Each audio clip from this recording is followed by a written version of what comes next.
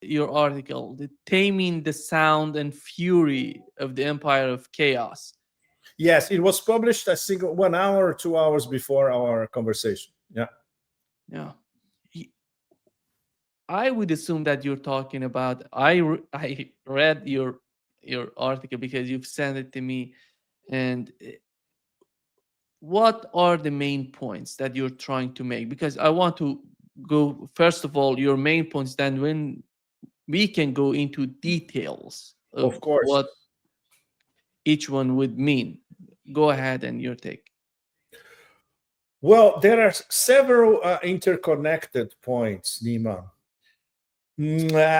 First of all, let's say the strategic despair of Trump 2.0, the empire of chaos as a whole, and the elites behind it, with these two looming strategic defeats. One of them against Russia in Novorossiya, and it's day by day by day. Now it's like Chinese torture. They know that the moment will arrive when the whole thing will collapse. It can be in a matter of months, it can be next year, but it's inevitable. And the other one, more protracted long term, the strategic defeat in the tech, tariff, and trade war against China. What we had at that G2 in South Korea essentially was a pause.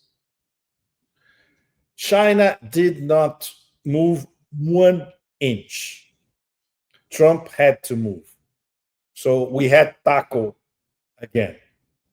And of course, he had to sell it like it was a huge success, etc. No, it was essentially a pause.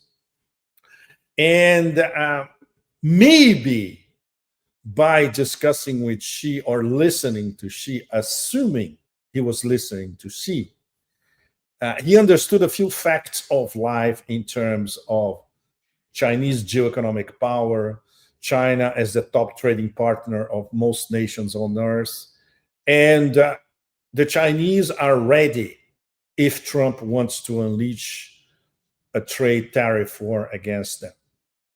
And in the tech war, they don't even care anymore. In the tech war, which is something that you saw in these deliberations for the 5-year plan, which is going to be implemented in March next year in Beijing, they are already planning not only until 2030, but until 2035, in fact. So in the tech war, they are cool, calm, and collected. In the tariff war, they say, okay, bring it on. So in a gesture of, in a goodwill gesture, for instance, yesterday they suspended some of the extra tariffs that they had put on American products. But Trump maybe, and nobody knows, not even people who whisper on his ear, maybe he got something out of it. He understood something out of it. We don't know. We're going to have to wait for the next geoeconomic moves by the Trump administration. So when you put these two looming strategic defeats together and against the Russia-China strategic partnership, I'm sure all of us, all of you, our audience can imagine the degree of despair for the ruling classes in the US. So what is the empire doing now? Out of resentment, out of anger, out of impotence, because they cannot go head to head with the other two superpowers, Russia and China. They are unleashing their fury all across the global south. And that brings us to, I would say, I put it on the article, Exhibit A, the Venezuelan case.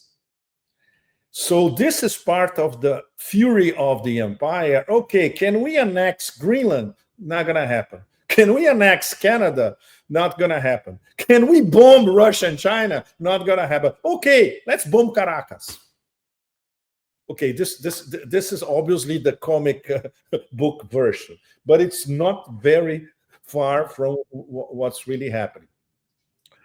So then, many of us are enumerating the so-called options for Trump on what he wants to do with Venezuela. And it's something completely demented, as usual. Like, sending Navy SEALs to kidnap or to kill Maduro, President Maduro, launching a sort of a shock and awe in Iraq in March 2003, adapted to Caracas against military installations or infrastructure in Caracas. And after that, would be the preamble for a regime change operation, bombing, taking over Venezuelan oil fields after taking over Venezuelan military installations.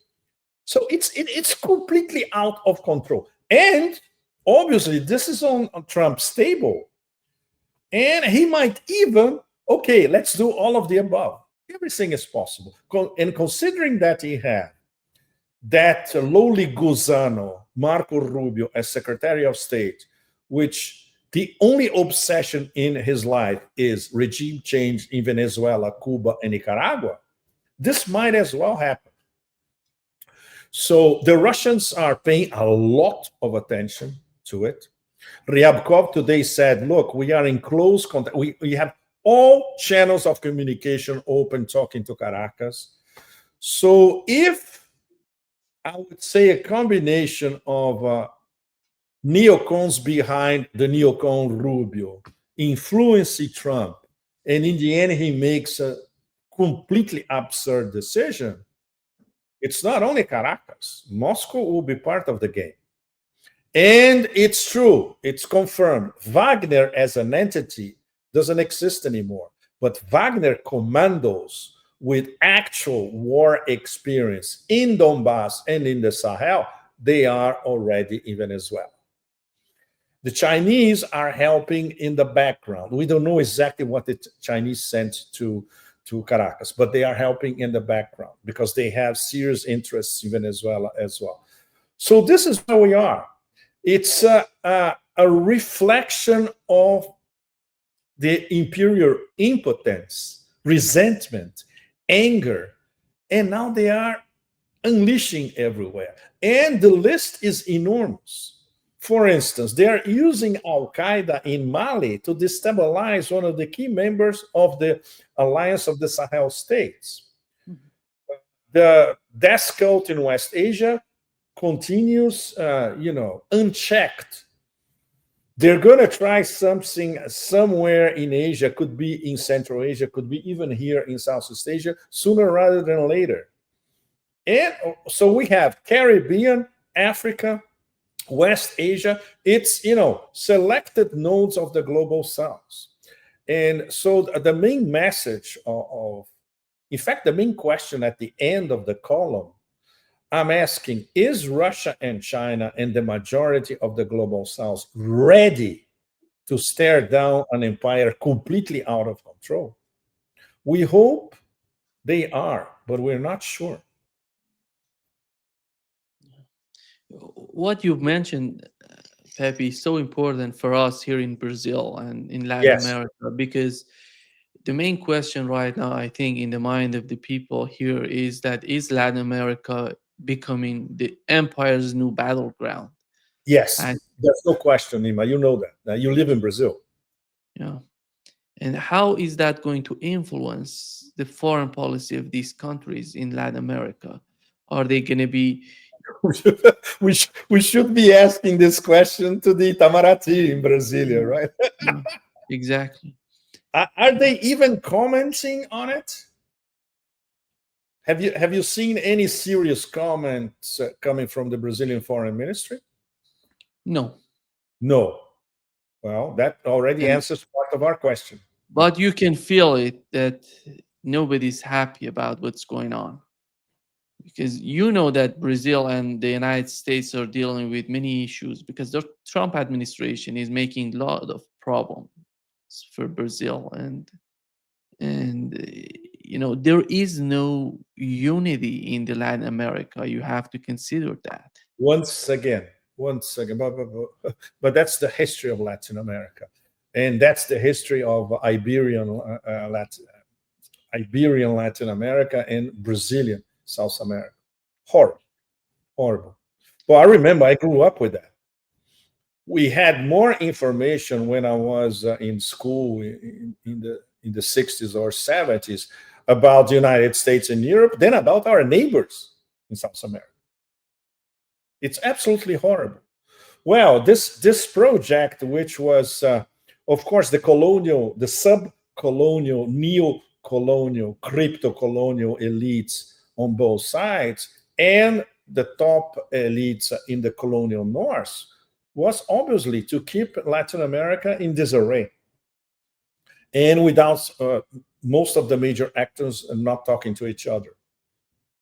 And nowadays it's terrible because they have, for instance, they have in their lap conquered to the tune of 40 billion US dollars Argentina, which is a destabilizing factor inside Mercosur and inside South America as a whole. What's so Yeah, go ahead. Go ahead, go Neil. ahead, Yeah. Pepe. What's so tragic, in my opinion, about the Latin America? You remember the election in Venezuela, and in the aftermath of the election, even Lula here in Brazil, which supports Venezuela, Cuba, and the right to, and he doesn't want them to be in such a bad situation and position politically, militarily, economically mostly. But he was talking about the election in Venezuela. He was not happy with what has happened in Venezuela. He said that wasn't democratic and they have to do more in that. He was criticizing the results of the. Yeah, no, not the result, the process of the election in Venezuela, and through which the Maduro was elected. He said that could be done in a better manner. But when it comes to Argentina, nobody's talking about it. The United States, $40 billion. Why is that? This doesn't make sense. You have to go out, you have to call it whatever it is. If you think that in Venezuela, you don't think that it was fair, it was democratic, the process was sound and functioning. So why are you not willing to talk about what's going on in Argentina? And it was even worse, Nima, because it was a mega corruption operation which reached the presidency of the United States. Trump stamped basically an extremely corrupt scam between his secretary of the Treasury and a guy who had made a lot of money for him in the past and now was in dire straits because he bought a lot of Argentinian debt. So this is the guy who called Scott Bessent, and Scott Bessent arranged this bailout with federal funds plus private funds guaranteed by the federal government. This is beyond corruption, This is very, very serious. And the president of the United States said, okay, go ahead. So, when you have nobody in Brazil talking about this, wow.